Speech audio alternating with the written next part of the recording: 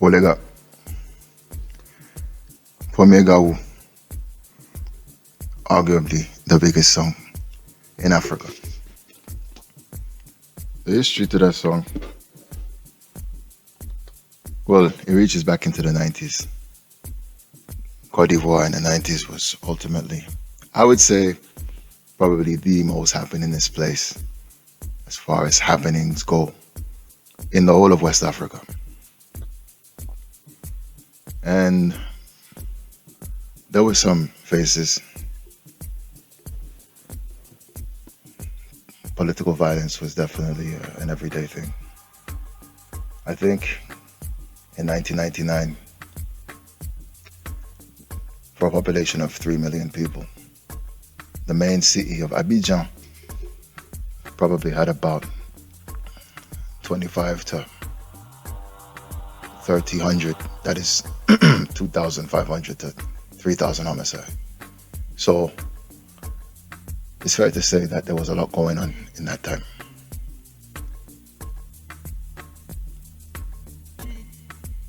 The story goes, as far as Premier Gaou, a man by the name of Traoré. No connection to Ibrahim Traoré. And his friends, Tito and the other two. Keep forgetting their names.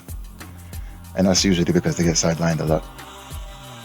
They had no money and basically decided to grab a Woro, which is a taxi, uptown from Anumabo, which is where they come from, which is a place in the south commune of Abidjan. And they went up there to record a song. When they got there, they ended up waiting all night. The engineer hadn't come through. He wasn't there, and they didn't have enough money to take the taxi back across the bridge to Anumabo. So they said, all right, you know what? We're just gonna sit here, camp out here for the whole night, and we're gonna see what happens in the morning. Now, the engineer was a certain David Tairo.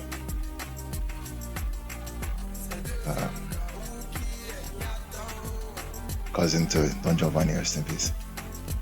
And he basically comes back having forgotten something, and he's looking at these kids who are just there, and he's like, what you guys doing here? And they're like, yo, we had an appointment, remember? We had to come record a tune, we had to record a song, remember that? And he's like, oh, I forgot. Okay, cool, we're gonna take in a session now. So enter into the studio, and they began on a skeletal beat. And then Salif Traoré, he ends up coming up with,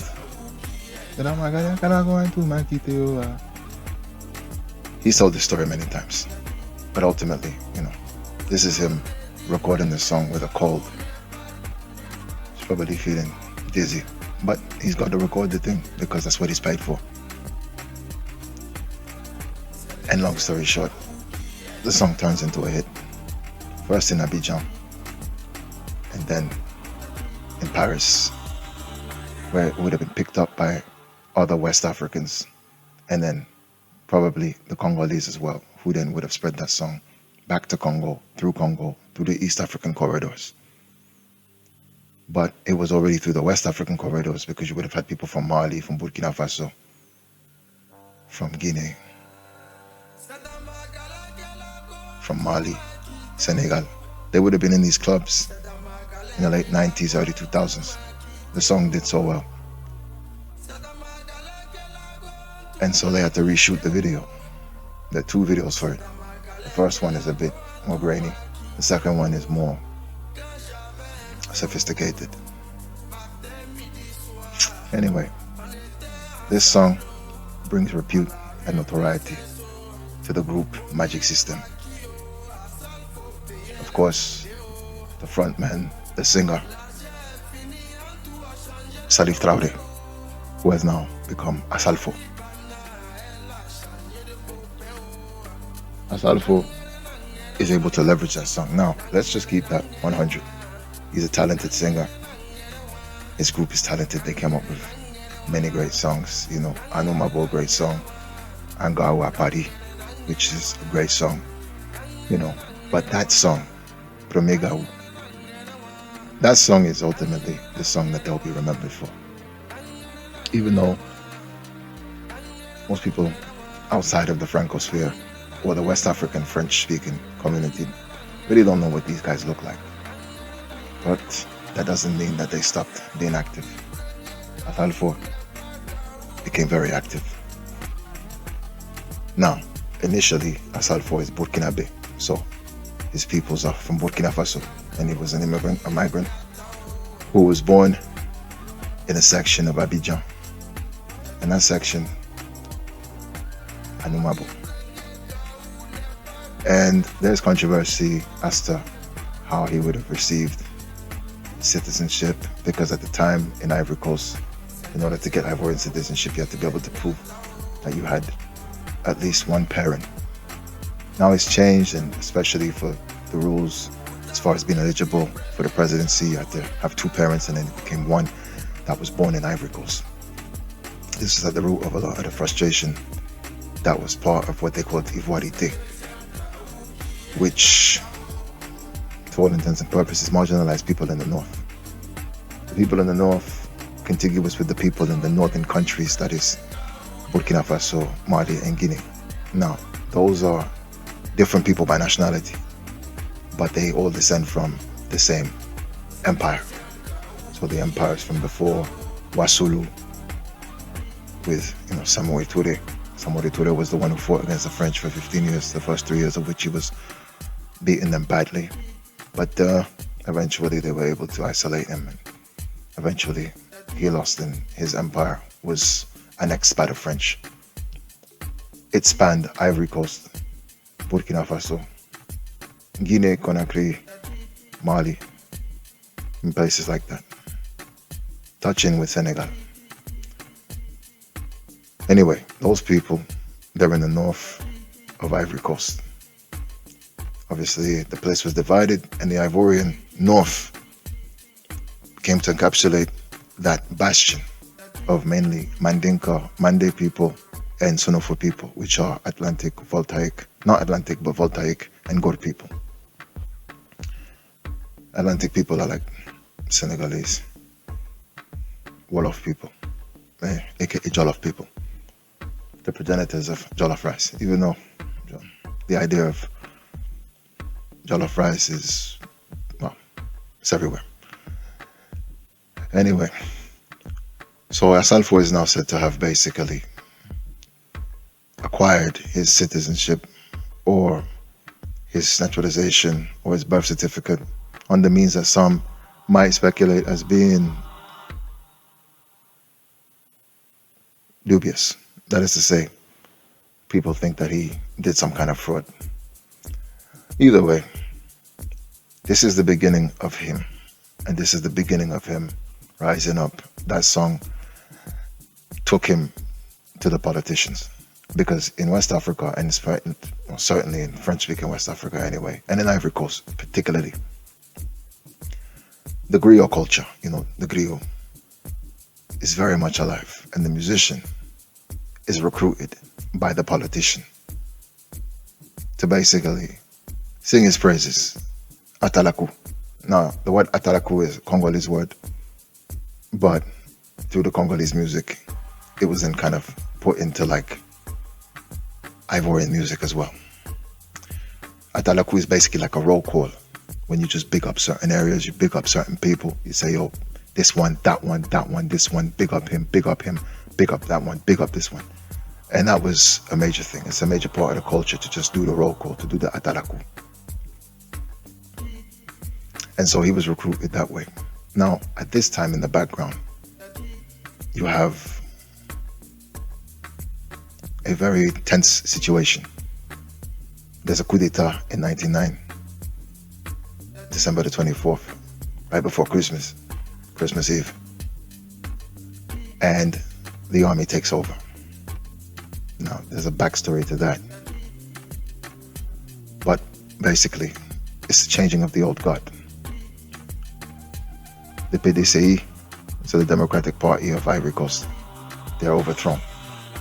And it's a military junta that basically takes power. Because for 30, 40 years almost at this point, they've been running the country. Ufebwanyi has since passed from the scene. And so now it's Henri Konan Bidye, who is the president, and he's now overthrown. This is kind of like a northern and a western Ivorian thing against the central and the east and the southern Ivory Coast, which was basically mainly, predominantly Akan. And in this, you start to see the shifting of allegiances and loyalties. Now, a lot of the gang members and the people that would do things and that would do violence and that would kill people and so on and so forth in order to help the politicians maintain their influence, they get targeted by the army, and ultimately these guys go in and then they start doing what they do. Eradication. It was a purge. So now there's a whole new order. And so now you see more northern dominance. But then there's something strange that happens, because the West, in many ways, I wouldn't say double crosses, but sorts of switch sides and flips on the North, and then locks them out of power, because there's an internal struggle. And in the end, the North are basically pushed out of the revolution, they're pushed out of the coup d'etat, and ultimately, within a couple of years, 2002, when Premier Gaou, that song, is re-released, there's a civil war. There's a rebellion, a mutiny, a civil war. And the civil war, it lasts only a couple of months, but really and truly, it never ended. Now, during this time, Gbagbo, he's the one who emerges as the victor of the 2000 elections. But from 2002, he's having to rule a split country. And he's got people that are holding things down for him, militiamen, the leader of which is a man by the name of Pape, that is Charles Blekoude, who comes back from Manchester, England, to take back his role as organizer in the student body. And then he's able to galvanize a whole bunch of kids, get them trained up, and he kind of creates a militia. And that militia is tasked with supporting Gbagbo and making sure that Gbagbo is basically, I don't know, you might say safe. But ultimately what happens there is that creates a climate of fear and tension. But of course, everybody defers to Charles Blekoude. And Asalfo is no different. Asalfo ends up forging a friendship with Charles Blekoude. But Asalfo, he's from the side that would have seen themselves discriminated against. Having Burkinabe origins, he would have been more clustered with the people from the north of Ivory Coast, even though those are different people now, but he would have been clustered with them. So can't really imagine that he was too fond of the changes that were happening and the discrimination that the northerners and that people from Burkina Faso, Mali and Guinea were said to have been enduring. But at any rate, he's just pushing forward and he's doing his thing.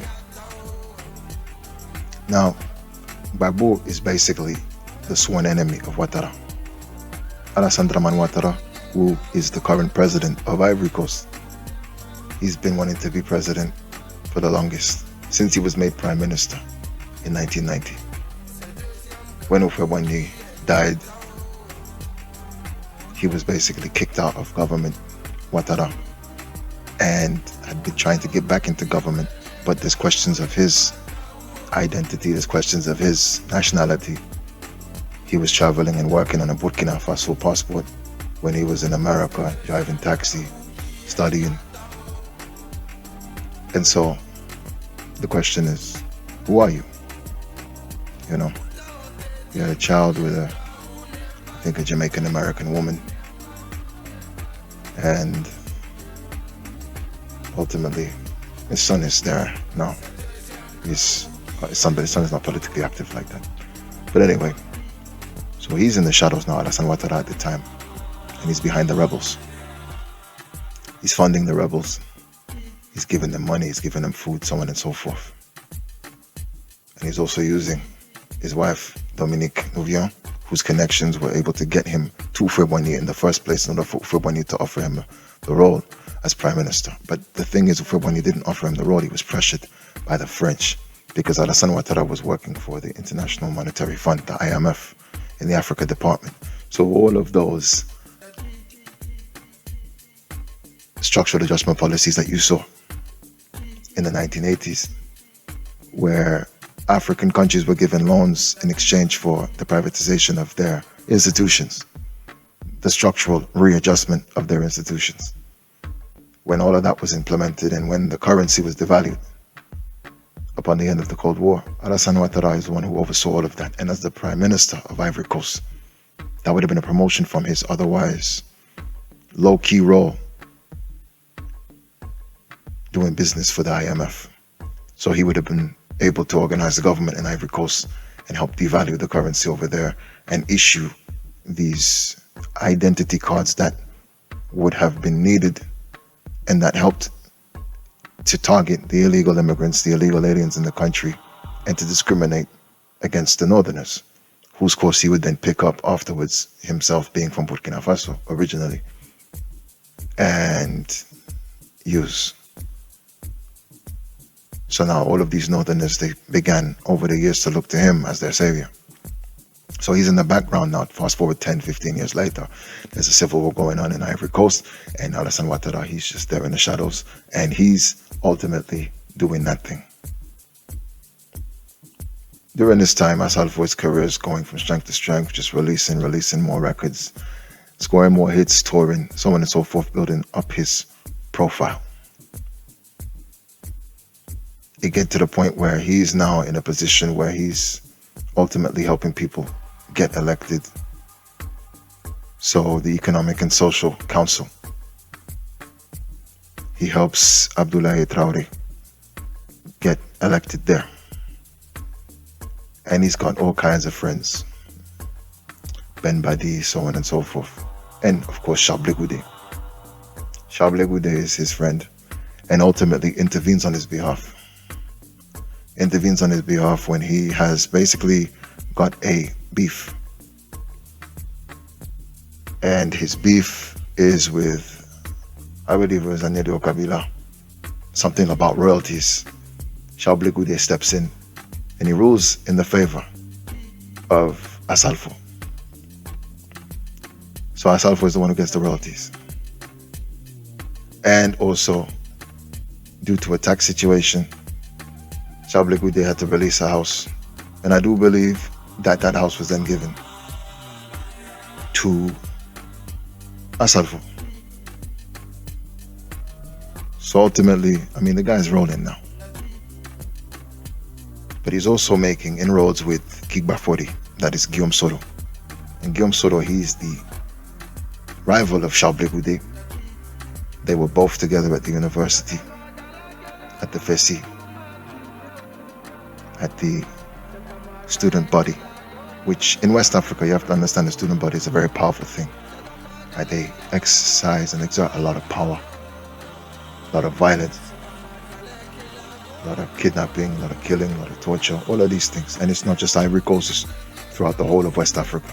You see it in Nigeria, especially with the rituals, black acts, all of that stuff. They come out of those types of student bodies there from the universities and everything. Kigba 40, Guillaume Soro. He is now the leader of the rebels. He was basically recruited by Kader Sanogo and by Ibrahim Koulibaly, aka Ibe, who was a commando who then came to be the leader of the revolution. But the face of the revolution, that is the rebellion of the North, was Guillaume Soro, who then used his position to seize power and ultimately get rid of the others. So he pushed them out of the revolution. So Ibrahim Koulibaly found himself having to basically launch a war against his own soldiers who wanted basically him gone. That's a whole different story in of itself. That's something to talk about and to definitely reflect upon another time. But Ibrahim Koulibaly is mixed reviews. It's a mixed bag when it comes to the public perception of him, because everybody respects him, but at the same time people are just looking at him like, why? I mean, we hear the reasons as to why you said you did this and why you said that you did that, but it's what it was. And when the rebellion kicked off, it got out of hand, and so many people just came in to try to take advantage from different countries like Burkina Faso and like Mali. Now, the rebels were being prepped and they were being sheltered in Burkina Faso at the time by Blaise Compaoré. Blaise Compaoré, as you might know, is the one who was friends with Thomas Sankara and ended up double-crossing him and overthrowing him, and you know the story there. Of course, he was the one also who then allowed for Charles Taylor and Prince Johnson, Yomi, to invade from Ivory Coast with the collaboration of Fouet-Boigny at the time in 1989, Liberia, kicking off what would then become the Liberian Civil War. So the Liberian Civil War, that was a situation going on. Anyway, Blaise Compaoré is now harboring all of these rebels in his country. He's cool with the French, and the French are basically behind that because they want to destabilize the government in the south, which is Gbagbo. And Gbagbo basically, if you know his history, more socialist, like the French are socialist, but ultimately it's from the school of thought of the you know, the Obajile's Pan-African type of thought, you know, nationalist kind of thing. It's the Popular Front, Front Populaire Ivoirien. That's Gbagbo's party, and he takes that and then is now the president and is talking about implementing this. But of course he wasn't allowed to work. There were so many similarities between his government back then and Ibrahim Traoré's government today, where he's being kept busy with all of this rebel and terrorist activity going on up there in the north of Burkina. Now, even though people said that they were controlling 70% of the country, you have to understand that Burkina Faso is bordering the Sahara. So most of the territory that the rebels and that the traitors and that the terrorists are occupying up there, it's probably like 4% of the population that lives up there. The vast majority of the population live under the zone that is controlled by Ibrahim Traoré. So they're not really winning anything. They're just controlling a bunch of desert land that nobody even goes to. And even then, they're still getting, you know, dealt with. To the point where now people are saying that there are human rights abuses being committed against people that are accused of being terrorists and, you know, cool with the terroteros. Anyway, Blaise Compaoré is the big man in West Africa after the death of Fouet-Boigny, because he's the guy that ultimately the French now refer to. Gbagbo and him, they strike a deal,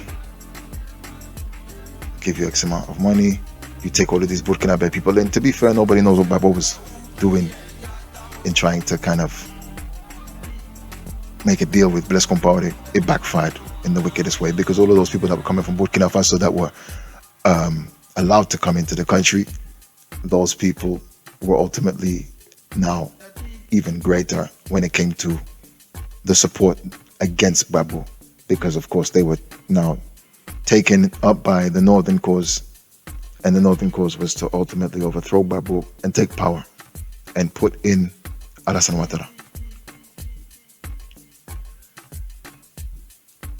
And so Assalfo, he's friends with the people that are for the Northern cause, but he's now operating with Charles Blé Goudé, who is still the man of Gbagbo. Now the question is, Charles Blé Goudé, his loyalty. That's what people bring into effect. They say, was he really loyal to Gbagbo? Because you have many people in the north, many people nowadays like Bakongo, who basically say that Charles Blé Goudé was basically with us the whole time. You had rebels who have now confessed and talked about what it was that they did.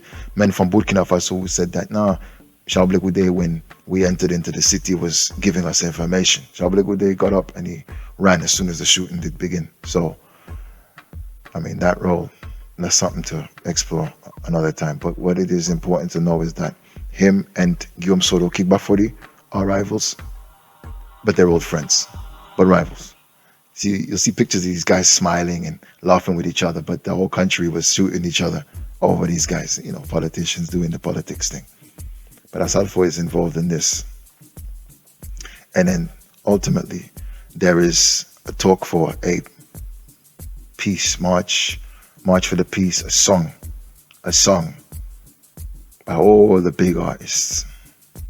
So all of the, Yode, Siro, Banton, Sfonville, Denko, Petit Denis, all of that getting together to make a song.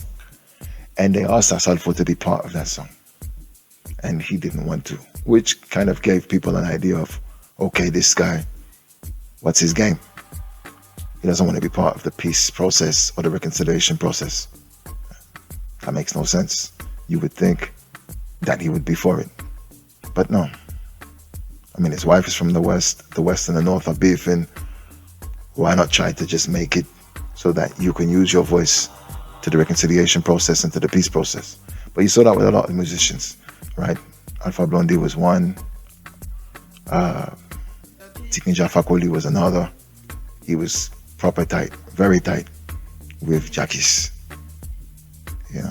Jackis is where he's a rebel. He's a warlord out of the North. And him and Sharif Usman were the two most feared members from the North.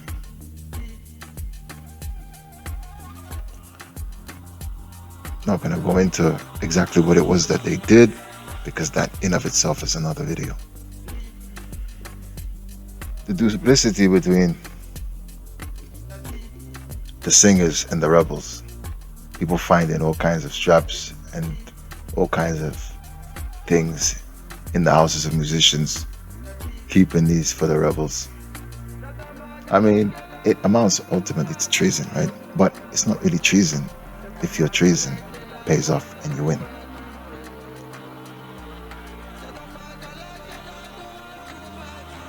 So Asalfo was able to use this and through back channels maintain his faith with that circle of rebels and their collaborators.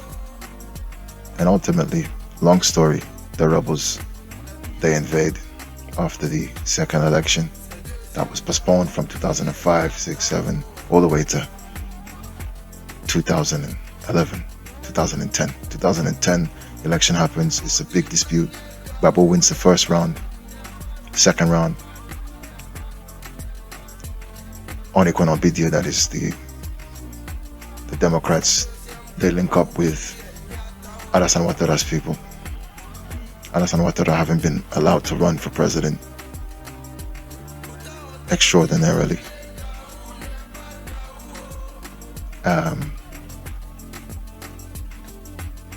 Then basically forming a coalition with the Democrats and then them supposedly winning.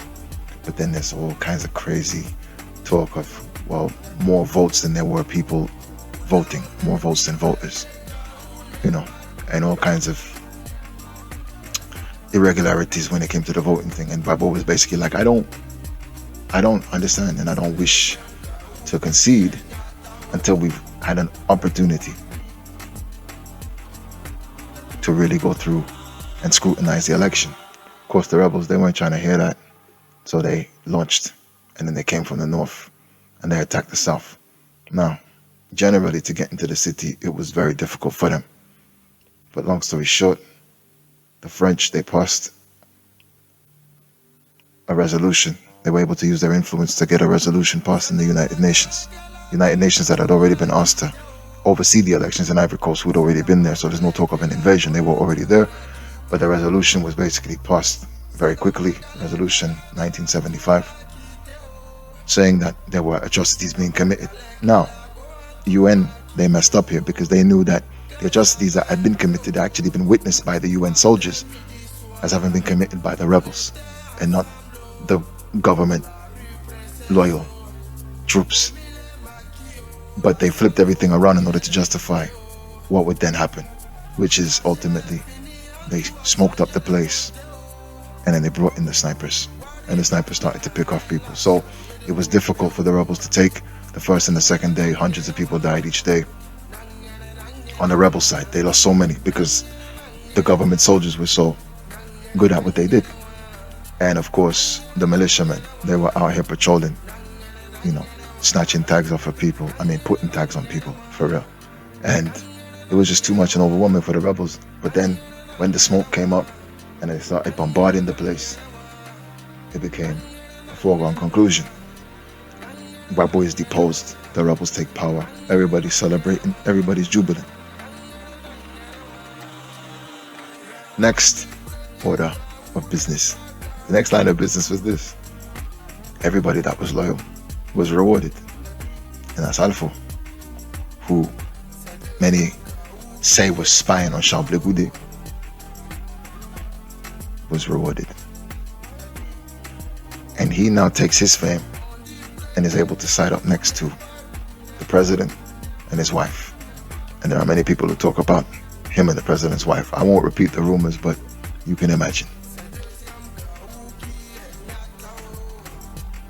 Asalfo is said to have been friends with people that were friends with the Minister of Interior, friends with the Minister of Interior that was kidnapped and that was ultimately on camera, basically, cuffed in the head and ultimately chucked into a vehicle and disposed of, right? So these people were just cleaning house and taking care of business. And Asalfo is supposed to have landed pretty well off in that affair, making off with, well, I don't know if that was him or if that was the head of the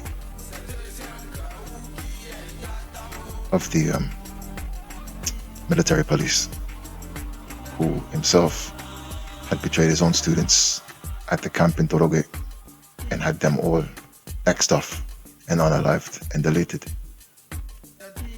And he gave that over to the rebels. Watao having thanked him in a speech that he gave. So we know that this is the truth. So ultimately, everybody just switched sides. Those people that had been working for the government, but they secretly had Northern loyalties. And a whole bunch of people switched sides, like Philippe Mangou, who was the general of the army. And they killed other officers of the army. So they done a lot of damage to people. In the aftermath of the fall, many people got dealt with. As indeed happens.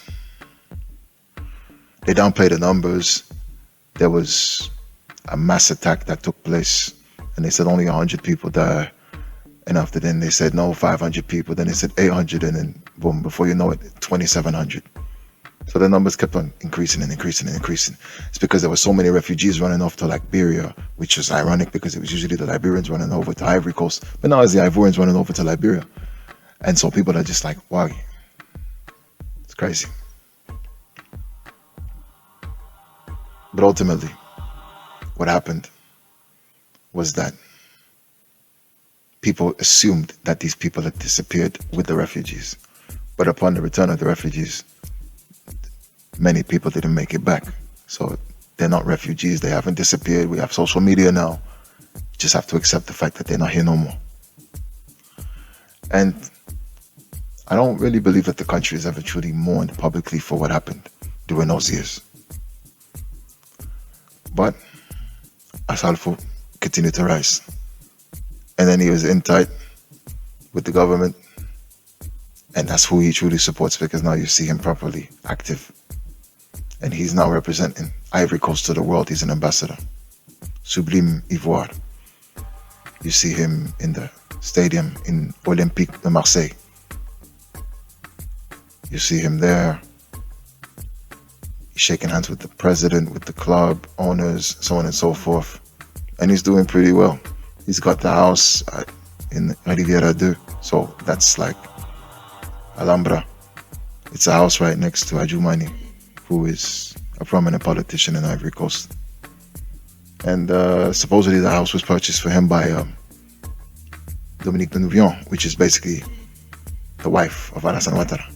So, he's been given a lot of these things. We see him. He was the front runner when it came to the song for the AFCON African Cup of Nations. And he's basically there. And ultimately, he used his power to get rid of all of his opposition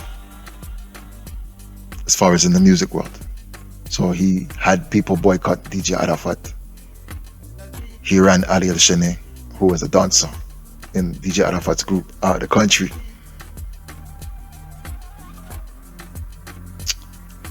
And a lot of things that he did just used his power to kind of crush people. But ultimately now, we see that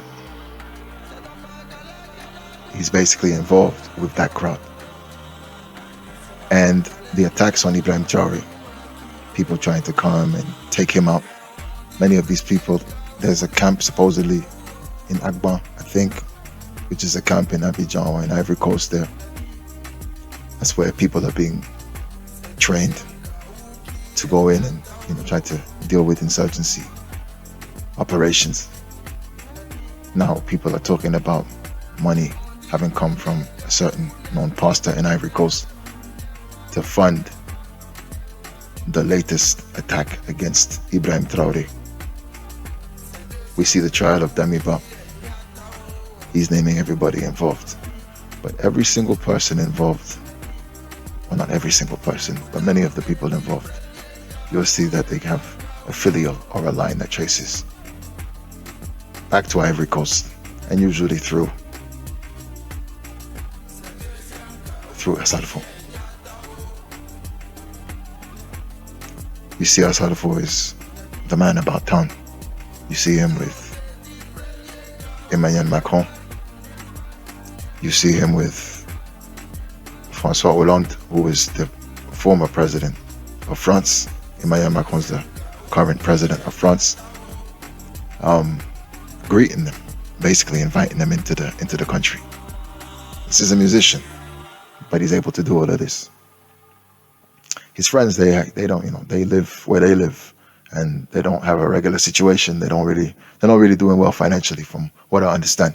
But he's doing well. He's now negotiating and talking about Miss France. And Miss France, she came recently, I believe it was Miss France, to Ivory Coast, and did some kind of promo campaign over there. I mean, stuff was kind of awkward, to be honest. But apparently Asalfo was involved in that too. So he's dealing with a lot with the football, what some people might call soccer, but football, real football. He's dealing with the football. He's dealing with all kinds of things. And we suspect he's in that position because of his role spying on Charles Blé Goudé back in the day. Charles Blé Goudé, by the way, ran to Ghana, was then arrested and then carried off to the International Criminal Court along with Babu. And his wife was basically tried differently, separately. She was sentenced in Ivory Coast. So there's all of that basically took place. But Asalfo is still there with the regime that suits him. That is the Ouattara, Alassane Dramane Ouattara's regime. And so when you hear of all of this activity in Ivory Coast, it's not Ivory Coast, it's a regime in Ivory Coast. But the ambassador for that regime is Asalfo. So he's ultimately been able to leverage one song and the popularity of that song against all of this power that he would later derive from it.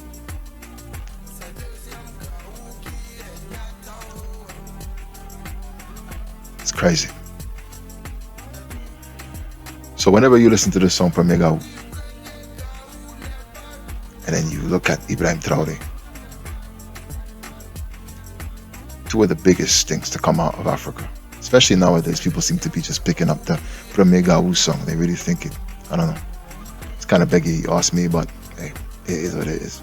Kind of performative, you ask me, but it is what it is. But people are picking up that song and they're dancing and they're singing to that song, but at the same time cheering to Ibrahim Traoré. And within that, you see the hypocrisy and the duplicity of West African life, West Africa, and the West African diaspora. Right? It's crazy how those two things, seemingly unconnected, are indeed very, very connected. Everybody loves Gaou. Everybody loves Ibrahim Traoré. But ultimately, Ibrahim Traoré is the springboard from which much of this renewed vigor in Africa as a whole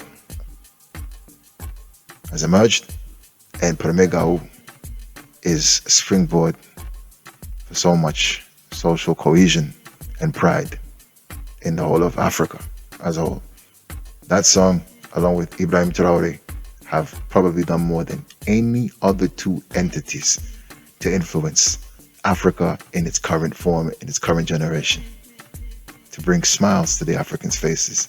And they are both diametrically opposed when you analyze and strip to the bone their composition. Anyway, if you've lasted this long, I appreciate it. Do like, do share, do subscribe, so on and so forth. Help get the algorithm going. There'll be more of these little stories. I like to converse. I like to, just give the history a little bit. There's so much history. There's an expression in Ivory Coast. If somebody explains to you the history of Ivory Coast and you say that you've understood it, it's that the person hasn't explained it to you properly. They haven't explained it to you correctly. I could expand that and say that if somebody explains to you the history of West Africa and you say that you've understood the history of West Africa, even just the recent history since independence, then you haven't understood. And the person explaining to you hasn't understood and hasn't explained to you correctly, because there's so many twists and turns. And ultimately, for the most part, so much of hypocrisy is behind the scenes. You'll be surprised. People hate each other, reproduce with each other, compose with each other, get money together, and there'll be nothing for them to turn on each other just on a drop of a dime. And then people will cry and they'll come back, do the same thing, and they're friends again. And on the cycle goes. And that also needs to be dealt with. But still, thank you for listening.